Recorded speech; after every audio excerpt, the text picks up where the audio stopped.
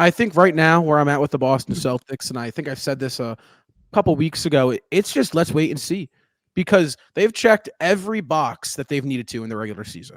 I think every player has. I think Joe has. I think Brad, everyone in the organization, they've checked every box. They're 53-win team with 15 to go, right? They're 6 games Right. ahead of the next best team in the NBA. They're 9.5 up on the Milwaukee Bucks with the second seed in the East, right? Tatum's played on MVP level. We've seen Jaylen Brown now ascend to this MVP status, Mm. and with what he's been doing since the All-Star break, Kristaps Porzingis, Derek White. I mean, all these guys that I could go and say a good thing about every single one on the team on what they've done this year. The question with the Boston Celtics is, are we going to get this version of them come April, May, and June? Right. Because if we do, then this is their championship to lose, right? It is absolutely theirs to grab. It is in the palm of their hand. They just have to reach out and grab it. There are some teams that I think can come again, get tough and come in the way of that. Denver is right now my biggest concern. You went 0-2 against them in the regular season. Are you going to be able to match up against them 7 times in the NBA Finals? Personally speaking, I like our chances, right? I think we played 2 Right. poor games against them, and we were this close both times. Right. So if those were both game ones, I'm liking how I feel going into game 2. You fix every problem it felt like we had was very fixable. Missed free throws, a couple pointless turnovers, a poor last 1 minute and a half stretch in that first game in Boston kind of cost us. You had Murray and Jokic shoot over 62% while scoring over 33 each of them. You're not going to get that every single game. They're going to give that to you sometimes, but not every game in June. So I like our chances. And I think right now what the league is at, if Boston comes out and plays like this, it's theirs. And I do think there are some signs that point to they will. Last year, they struggled against really bad teams, right? Which is a weird thing. Like, how does a bad team, correlate to playoff failure?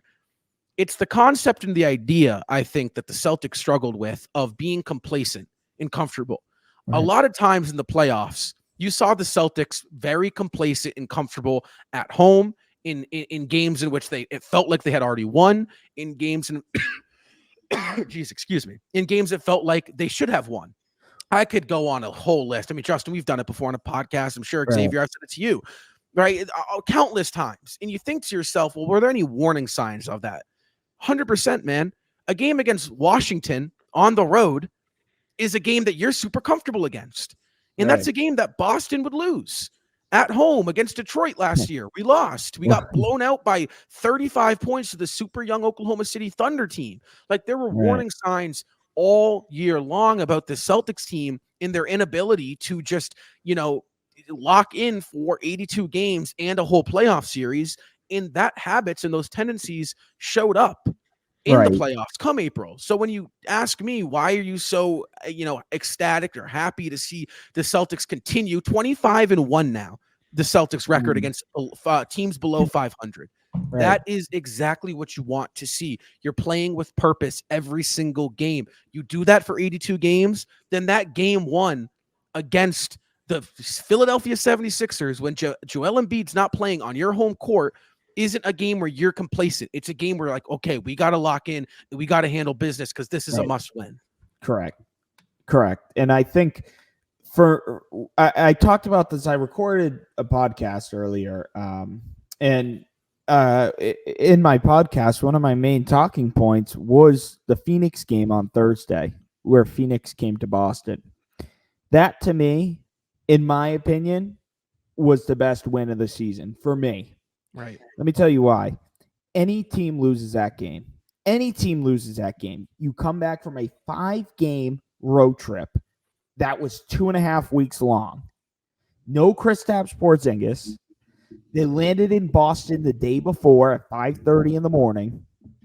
And here comes the Phoenix Suns, where their, big three of Kevin Durant, Bradley Beal, Devin Booker, they're all healthy. They dropped 65 on you. 80 points if you want to talk about Grayson Allen, who was their best player that night. And on top of that, the Celtics come out with a 15-point win. Right. It's like, hold on a second. The Celtics had every excuse loaded up in the chamber to lose this game. and they blew them out of the water. A 37-point third quarter on 8 made threes. And on top of that, it was a 7-point game halfway through the third. The Celtics made it a 20-point game. They went on a 16-3 run, and they destroyed the Phoenix Suns shorthanded, no Porzingis. That tells me a lot about what this Celtics team is and who they are. Right. Any team loses that game. That is a scheduled loss. That is the Celtics' 14th loss or 15th, whatever it is, loss of the regular season right there. And the Celtics go in, they handled business.